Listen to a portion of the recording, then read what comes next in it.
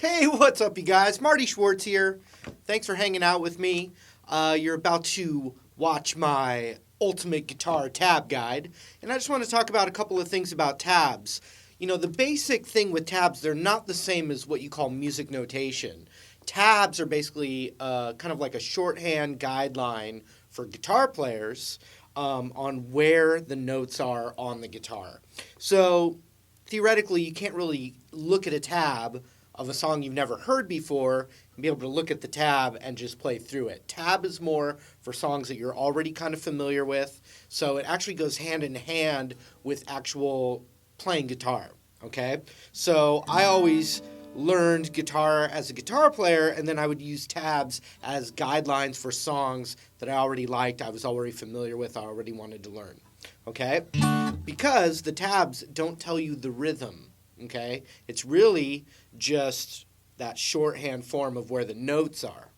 All right, another thing that we want to be able to do is we definitely want to know the strings, the open strings on the guitar, because the tab is laid out as the 6 strings, kind of like out on a piece of paper or whatever you're looking at. So we have a little saying to get these open strings going, and it's E, A, D, G, B, and E again, and we have a little saying, and it goes like this: Eddie ate dynamite, goodbye, Eddie.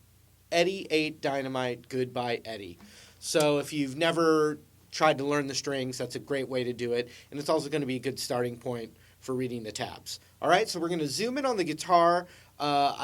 Hopefully you have your PDF book. If not, that's okay. All the diagrams are going to be on screen, so it's all good. But now I'm going to go through all the notations for reading tab, and I hope you enjoy it. I hope you get something out of it, and I appreciate the support. So here we go. So if you have your PDF book, I'm going to go along and explain each little segment along the way. However, this will still apply if you don't have it with you or in front of you. This is still going to show you how to basically understand tabs.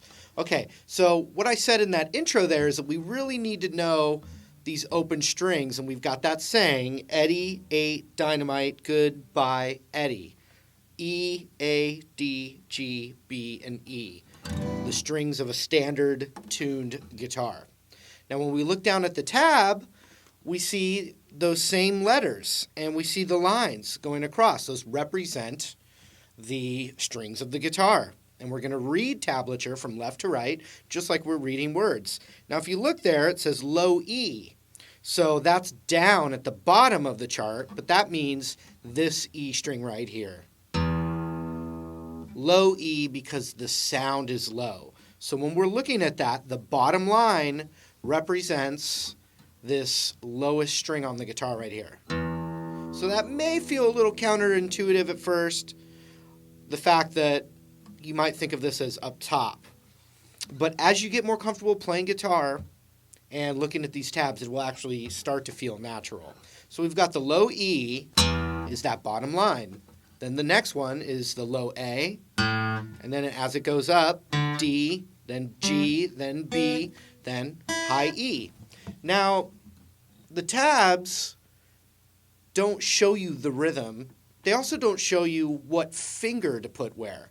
So the more that you understand about basic guitar techniques and learning guitar, the chords and just some basic scale stuff, all of that will help you understand tabs because some of it is subjective about what finger to use and things like that. So when we look at that chart, the first thing we see is the number 2, and it's on, if you look at the letter corresponding with it, the A string. So that would be this second string here, the low A.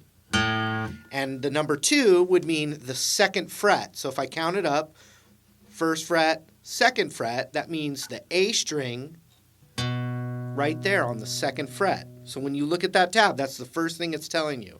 It doesn't tell you, how loud or how soft. It's just basically a shorthand version to say that's the note. Well, let's keep looking. Now, when notes are stacked on top of each other, that's a chord. You play them at the same time.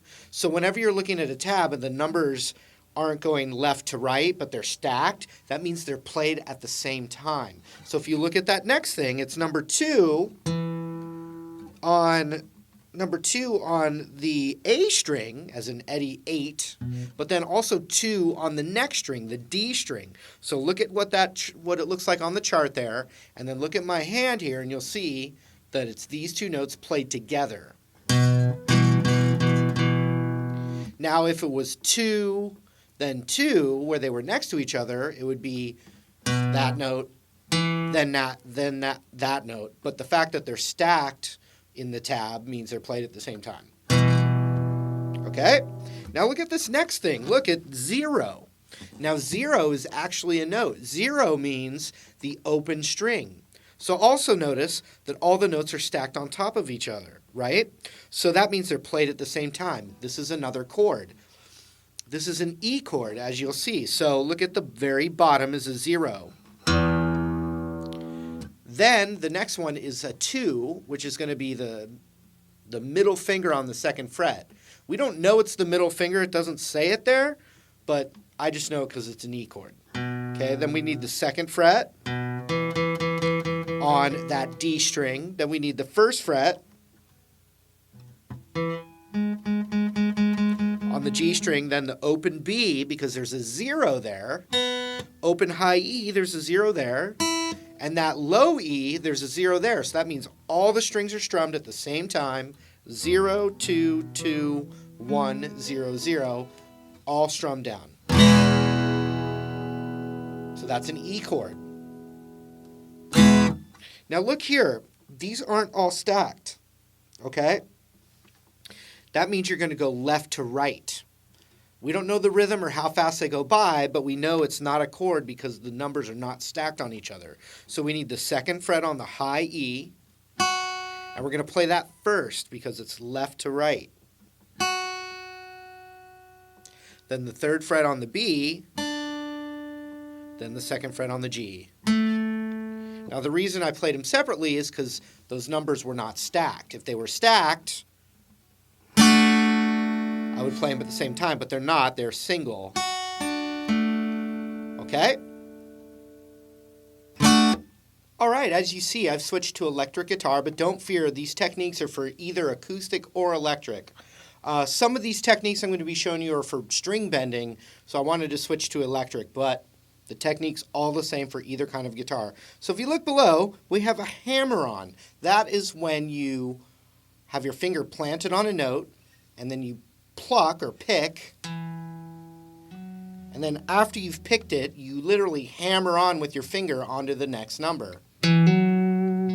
Once again, if we see 2 to 4 and it's on the D string, so it'd be Eddie 8 Dynamite, and it says number 2, right? And they're strung together with the H. That means hammer on. I'm going to be planted with the index down on the 2nd fret. I'm going to pick it, and then hammer on the 4th note.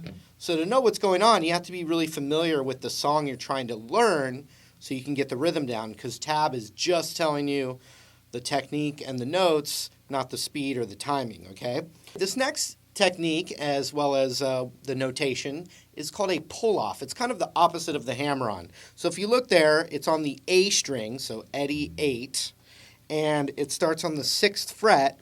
It's connected to the 4th fret, and it's a P, so it's a pull-off. So that means that we're going to,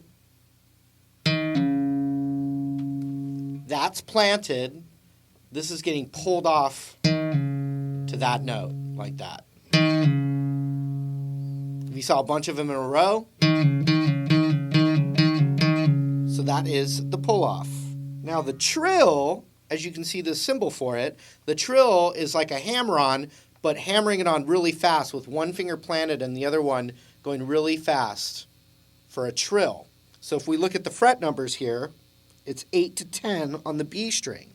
So we're going to go 5, 6, 7, 8, and then we have the 9, 10. And so when you see that trill there, that means this.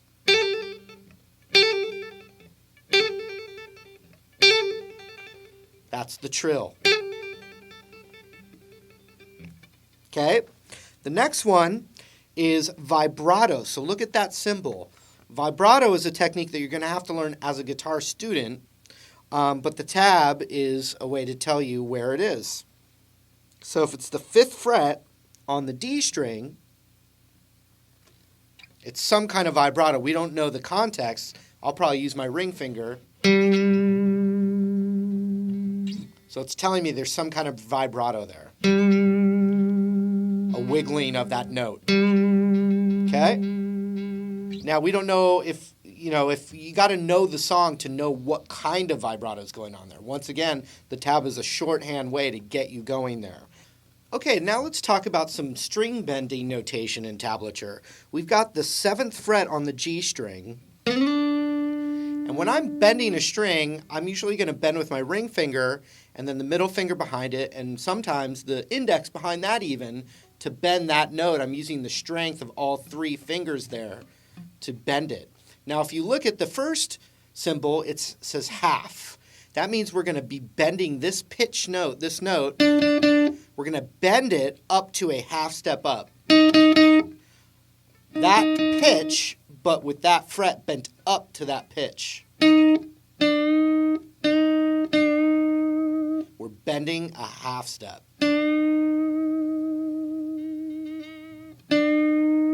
The next one is a whole step. That means we're going to bend this pitch up to that. And that's always the best way to test your bending, is to hear the pitch you're trying to bend up to. For right now, it's the 9th fret on the G, and we're going to bend the 7th up to that pitch.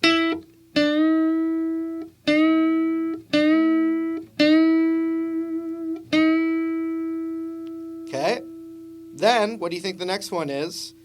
It's a step and a half. So, we need to bend this note up to a whole step and a half step. Now we really got to start bending the strings.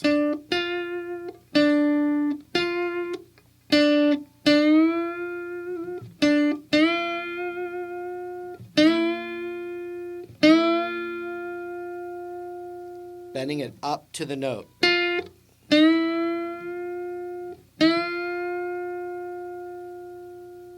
And then finally, the number 2 means 2 whole steps from the 7. So that to that.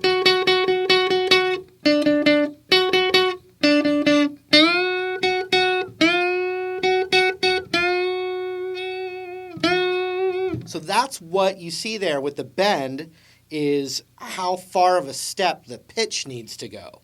Now this next bend notation is a string bend and a release. So if we look at it, we've got the 9th fret on the B string. All right, so that would be right here. And it's saying a whole step bend, then let it relax back down to that same pitch. So it's going to be a whole step bend up and then back down natural. We don't know the context of how long to hold the bend. That's not what the tab is for. So let's hear the whole step pitch.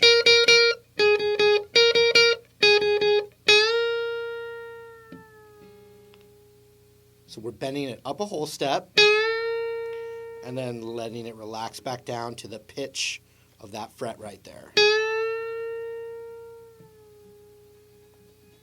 Bend and release. Bend and vibrato is just what it sounds like. We're going to bend it up. It tells us how far. So a half step, 12th fret on the G, a half step bend, and vibrato.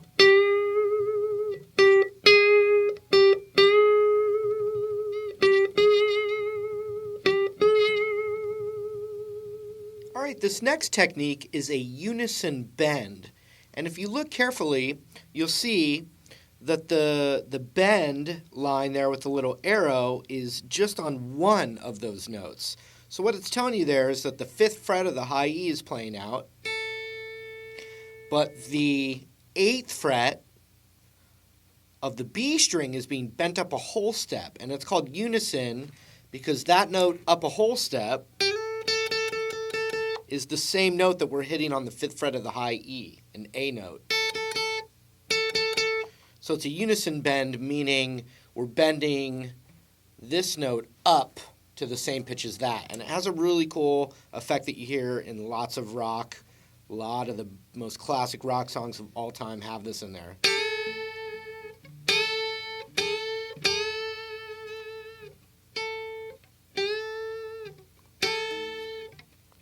And you'll hear it like this.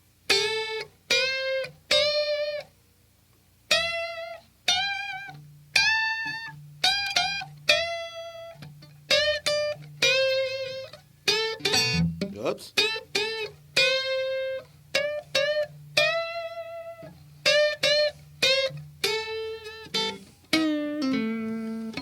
Unison bends. All right, the next two notations are for sliding. Now, the first one that you see is a slide up and not picking the second note of the slide. So if it was 7th fret on the D string up to the 9th, that's what that looks like. We're not going to pick that note again. Now look at the next notation, which is 7 to 9. We're going to do the same thing, but the way that notation is, they're not connected, which means we're going to slide, but we're also going to pick.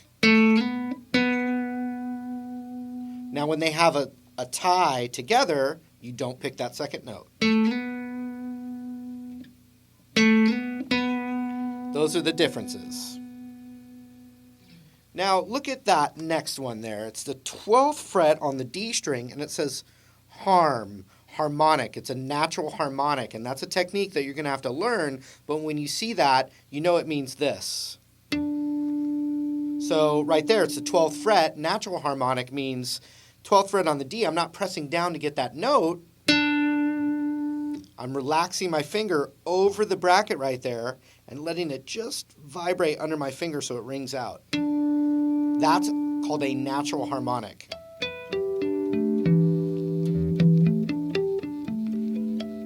They work better on certain frets, the 12th fret being one of them.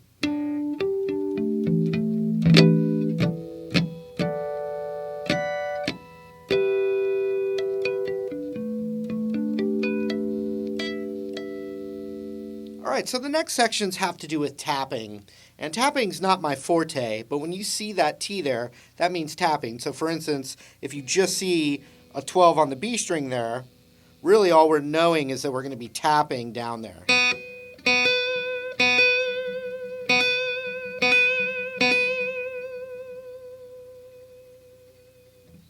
Now, when you see the 12 and the 10, and it's written like that with the T there, that means a tap on the 12 with the index finger planted on the 10.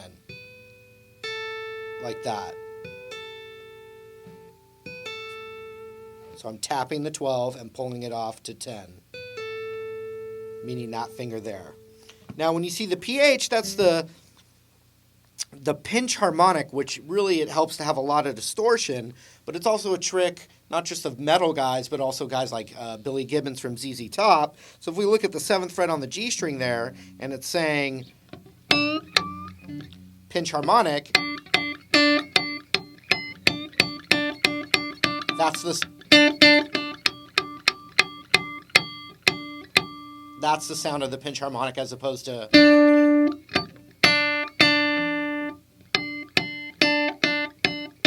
And the way I get that sound, you're going to need a whole nother lesson on pinch harmonic techniques, but basically I choke up on the pick. I bring the pick in, and I get a lot of meat in my finger as I'm playing the note.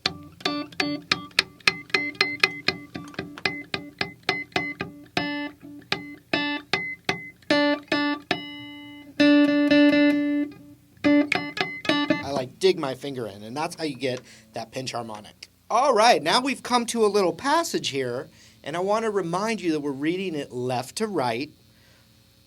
The first example here, we don't see any notes stacked. They're going left to right, so we're going to play the fret numbers, and now notice it starts on the high E, 8th fret. So we have 5, 6, 7, 8, 8th fret, and we have 8, 7, 5.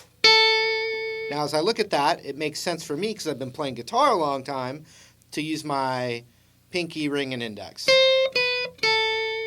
The next passage is the same thing, but on the next string. So, 8, 7, 5. Then 7, 5, 4, we're going to figure out, I'm going to put my pinky here. And then the next string, same thing.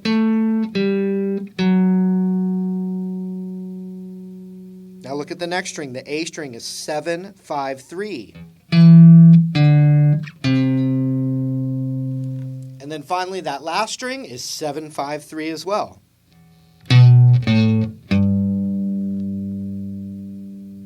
So, because they're tab, I don't know how fast the notes go by or how long they ring out, but I do know that the notes will be 8-7-5, 8-7-5, 7-5-4, 7-5-4, 7-5-3, 7-5-3. So finally, because the notes are stacked, we have chords. And if you look at where we put our fingers, I can see that it's a G chord.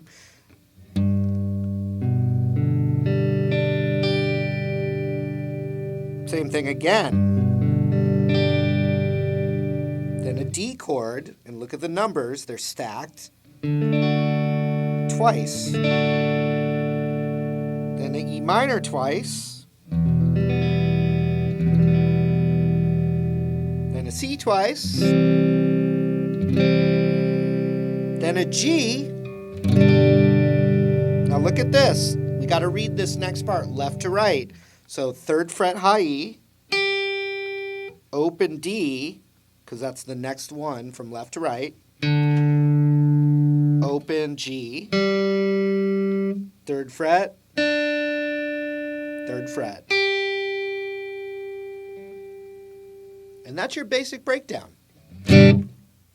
All right, lots of notations covered there with reading tabs. Anyway, just remember to keep playing guitar, think of guitar first as opposed to just numbers on a screen for tabs. You know, you really want to try and get that inner musician to come out, learn guitar besides just tabs, and then use those tabs as a guideline to help you learn your favorite songs faster. So once again, I'm Marty Schwartz. Thanks for hanging out, and I hope to see you around the internet here. Take care.